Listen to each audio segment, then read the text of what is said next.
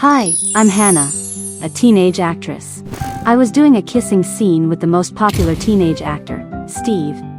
And just when I thought I had a chance to finally be famous, the director called me out at the last minute of the kiss. I was pushed by Steve and landed on my butt, after which he went back to his nanny van to disinfect himself as if I had some kind of disease. Somehow, the news spread quickly and even reached my school, where it was learned by my nemesis Laura and became another reason for her to harass me. Because Laura is also a famous actress, she and Steve just harvested an excellent film of $3 billion box office. I was furious. Why didn't you wait until my movie came out to say that? Then I pushed her away and ran back to my car and left the school. As soon as I got home, I told my sister Daisy about my problems with Steve, and she told me straight away after learning everything. Why not try to make Steve fall in love with me? She was right, because I could get any boy I wanted, and Steve was no exception. I have a very handsome manservant Griffin, but I always feel that he is plotting against me. So I always make things difficult for him, such as eating fries without potatoes and separating the trio of coffee. Although he was like a volcano which was ready to erupt, I was happy with it. We ran into Laura when we went to the mall that day, and seeing how sneaky she was, Griffin and I followed her. She stopped in front of a club, and suddenly Steve came out of it, and Laura immediately rushed toward him and took his hands. Griffin and I hid behind a large pile of boxes and peeked at them. Could they have been related before?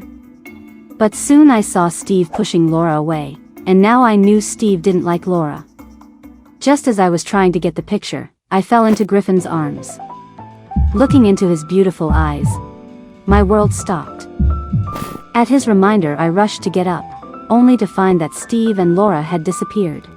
The next day, I went to Laura and Steve's set and pretended to fall down while he was filming so he would catch me. But to my surprise, another man caught me.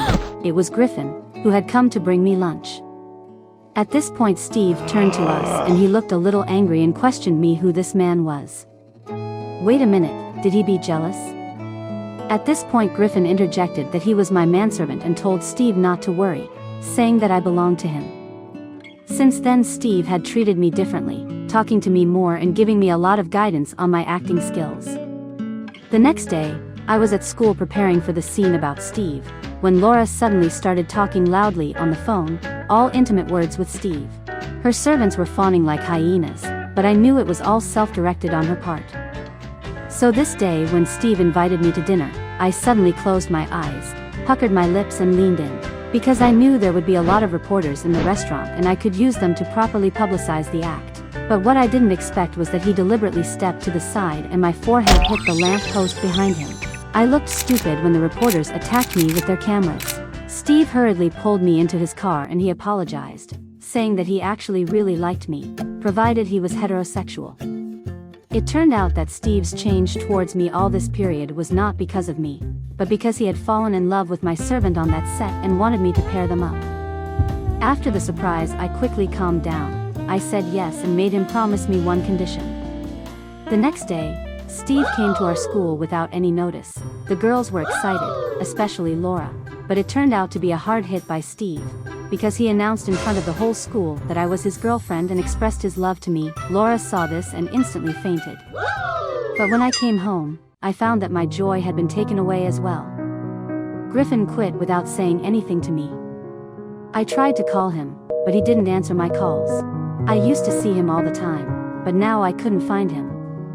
Oh, how ironic, I found that I seemed to have fallen in love with him. With Steve's help, our movie was very successful and I became a great teenage actress, but I really missed Griffin inside. So I posted my thoughts about him online. To that person, I just want to say, you know who you are, and I really miss you. Wherever you are, please come to visit me tonight and I'll be waiting for you at my favorite park. I was nervous that night as I waited for him in the park, but even after a few hours there was no sign of him. I was almost giving up when suddenly I saw him coming in the distance and it turned out he thought I liked Steve and opted out. At last I had a kissing scene in the night light and it was really wonderful.